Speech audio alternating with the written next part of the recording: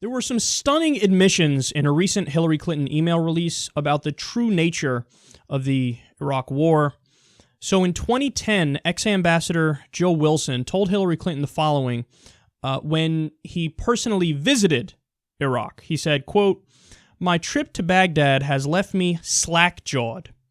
I have struggled to find the correct historical analogy to describe a vibrant, historically important Middle Eastern city being slowly bled to death.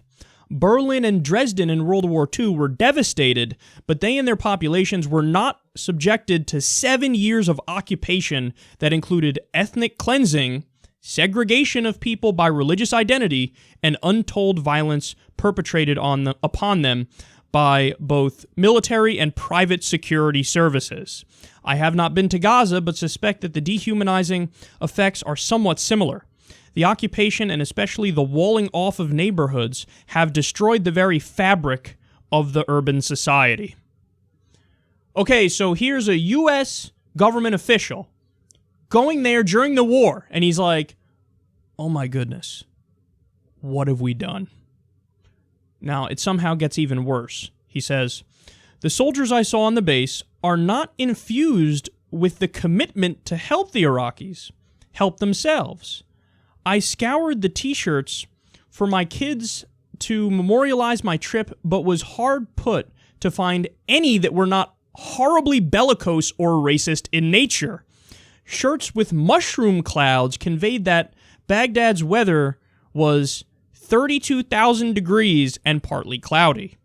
Others referred to Arabs as camel jockeys, and those were the least offensive.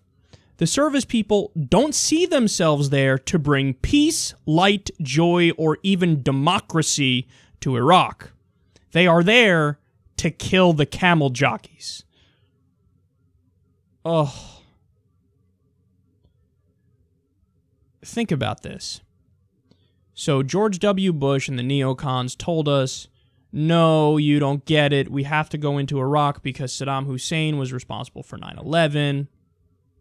And it's not a choice. We're just doing the right thing. We have to get revenge for what happened to us and all that.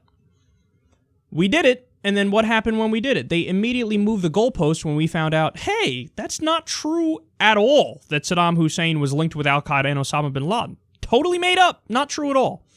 So then they would just move the goalposts. Hey, he has weapons of mass destruction. Well, first of all, what's your evidence for that? Apparently, there was no evidence for that. Second of all, let's say he did have them. What's your evidence that he's immediately going to launch them on Seattle and he's really a threat to attack the United States when he has a rinky-dink military budget compared to the United States, and he knows that if he were to do anything against the U.S., he would immediately be wiped off the map? What incentive would he have to attack the U.S.? It's utterly made up. And then when that lie crumbled, they moved on to the next one. He's a bad guy. He's just a bad guy. Yeah, okay, there's a lot of bad guys. Many of the bad guys we are allies with. We're allies with the fucking Saudi royal family. These guys behead people for drug smuggling and sorcery and witchcraft. They're massacring civilians in Yemen right now. Right now. Bombing hospitals and schools. That's our ally.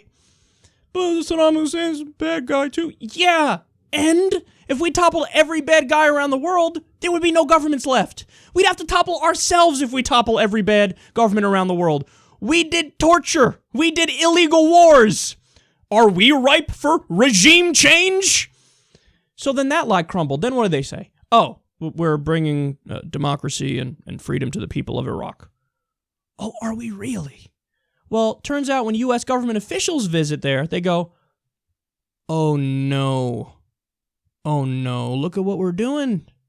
We're just occupying them, dehumanizing them, in many cases murdering them, and, oh yeah, by the way, jacking their oil. If you're an American, is this how you want your country to be remembered?